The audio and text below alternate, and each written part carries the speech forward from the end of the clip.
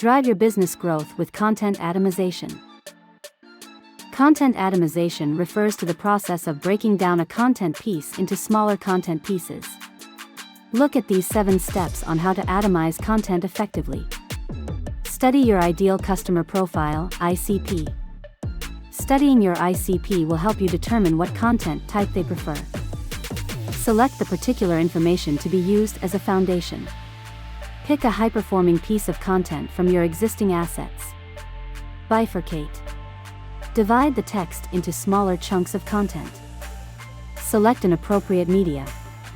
Distribute the smaller content pieces in appropriate media to reach your target audience. Utilize a content calendar. Use a content calendar to assist you in developing a publishing schedule for your content. Promote. Promote your published content through social media and email newsletters. Evaluate. Develop measurable objectives to evaluate the atomization potential of your existing material. Content atomization is an efficient approach. With the right planning, you can reach and engage your target audience across multiple channels with custom content.